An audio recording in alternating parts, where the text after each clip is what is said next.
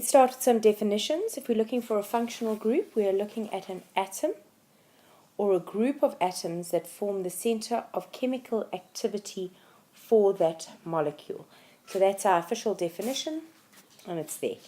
Homologous series, a series of similar compounds which have got functional groups and have the same general formula, with each member differing from the next one by a CH2 unit. That is exactly what happens. You add another CH2 onto it, and that's what you land up with. So that is the best definition for that. What is a saturated organic molecule? It means that you've only got single bonds in a saturated molecule. What is unsaturated? There's at least one double or triple bond between some of the carbon atoms. What is the general formula for an alkane? An alkane is, for example, let's take one alkane. We would find that we would have, just if we were to do ethane, you can easily derive your general formula, because ethane is going to be C2H6. So what is that? That's CnH twice 2 plus 2. So you land up with A as your correct answer. What is the functional group of an alkene? It is a double bond between two carbon atoms, not between the hydrogen bonds at all. What is the general formula of an alkene? So let's just play over here, put a double bond in there and say, okay, well then that is C2H4, which is CnH N. So you land up with B as your correct answer.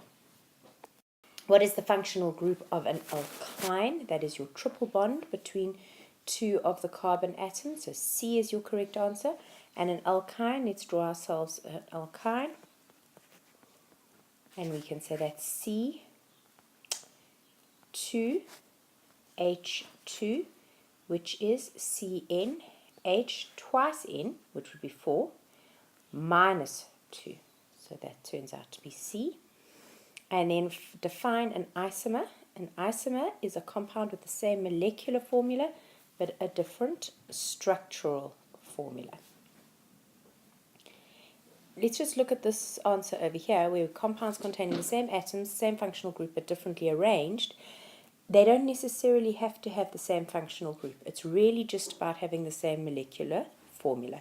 Functional groups may differ, and we're going to actually learn that carboxylic acids and esters are always going to, well, not always, but often turn out to be isomers of one another.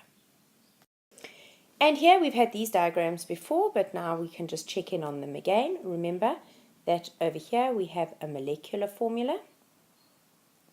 Here we have structural. Here we have semi-structural or condensed.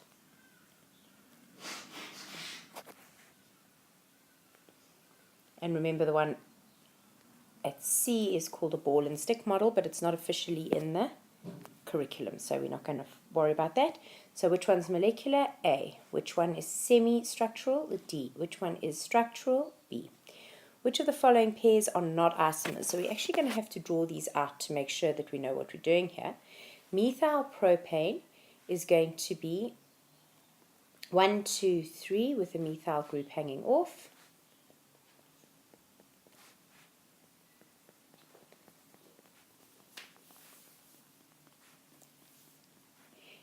And butane, I can work out straight away, is C4H10. So let's see if this turns out to be C4H10. C4, 1, 2, 3, 4, and there are 10 H's. So those two are isomers of one another. But1-ene, but2-ene are also, the double bond is just in a different place.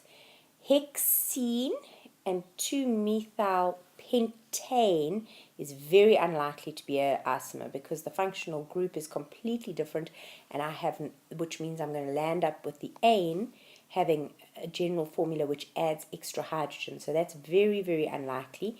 Hexane, 6 carbons. Dimethyl means I'll have 2 carbons. But means 4, so there's 6 carbons. It's all single bonds, so those two are going to be isomers of one another. So it's the hexane and 2-methyl pentane that are not. So your correct answer is D.